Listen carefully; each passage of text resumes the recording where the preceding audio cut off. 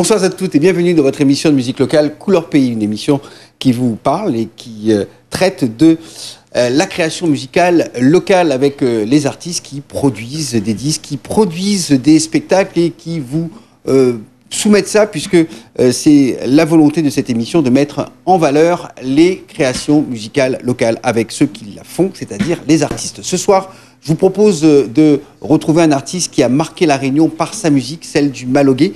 Lui, c'est Philippe Lapoter du groupe Naïsié qu'on le reçoit ce soir dans votre émission de musique locale Couleur Pays. Couleur Pays avec Eric. Couleur Pays avec Philippe Lapoter. Il a démarré en quasiment en même temps que démarré Couleur Pays, c'est-à-dire dans les années 90, c'était les folles années. Bonsoir Philippe. Bonsoir. Très heureux de retrouver ici. La dernière fois, vous l'avez venu, mais vous étiez encore à Saint-Denis avec notre ami de Discorama. C'était la sortie de l'album avec la chanson Qualité. Bien tourné aussi. En 2011. 2011. Là, on revient 2014 avec nous.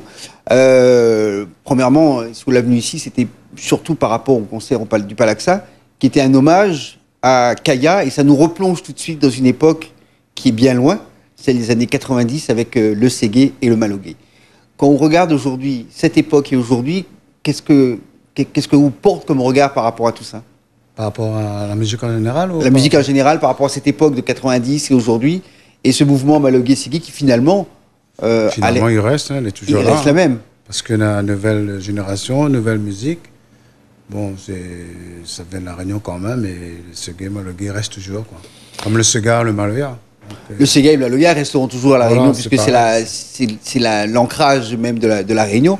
Alors le Ségué qui était un mouvement un peu jeune, mouvement des jeunes d'ailleurs de l'époque, revendicatif, hein, avec beaucoup de sons jamaïcains, parce que c'est la tendance également de l'époque, et ça se mariait bien avec le Séga et le Maloya. Quand on regarde la salle du Palaxa de vendredi mois de février, pour cet hommage à Kaya, c'était déjà archi plein. Ça c'est une bonne nouvelle, ça veut dire que le gars est encore la même.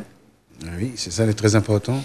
Est-ce qu'on la retrouve beaucoup de camarades que vous n'avez pas vu depuis longtemps? Si, il y en a beaucoup qui n'ont pas vu, donc l'année exprès pour ça, quoi. Parce que dans des droits, des autres, tu ne viens pas.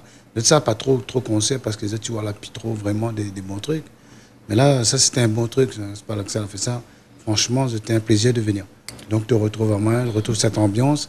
Les autres, tu attends ça, quoi. Donc, pour les autres, c'était un grand plaisir d'être là. Elle retrouve un petit peu l'ambiance comme dans de temps longtemps. Voilà, c'est ça, la revenir, la remémorise.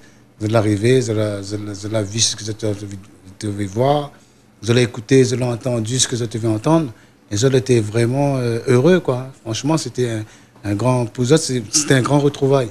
Donc, pour moi aussi, c'était super. C'est une bonne émotion. Le public de Naïsié est toujours la même. Ouais, c'est toujours la même. Alors, en plus, ça que tout le monde l'a remarqué, c'est que le spectacle qu'on l'a fait, parce qu'il n'était pas tout seul sur la scène, il y avait Fatia, Daméao, et puis il y avait la chanteuse jamaïcaine, pas jamaïcaine, d'Afrique du Sud, la fille de Lucky Dubé. Ça que tout le monde l'a remarqué, c'est que entre l'époque 90 et ce spectacle qu'on a fait au Palaxa, l'été, quasiment le même show qu'il y a 15-20 ans, peut-être mieux encore, parce que le son était mieux maîtrisé, et qu'il y avait des choristes qui ont relevé également le niveau. Oui, c'est ce que l'on a entendu, quoi. Bon, franchement, moi, j'essaye à chaque fois, j'essaye de faire de mieux en mieux. Même si au bout de 20 ans, on refait une scène, pour moi, même si c'est pas le musicien aujourd'hui, il n'est pas les mêmes, quoi. C'est-à-dire par rapport à l'évolution de le normal. Mais j'essaye de faire le plus possible, mieux.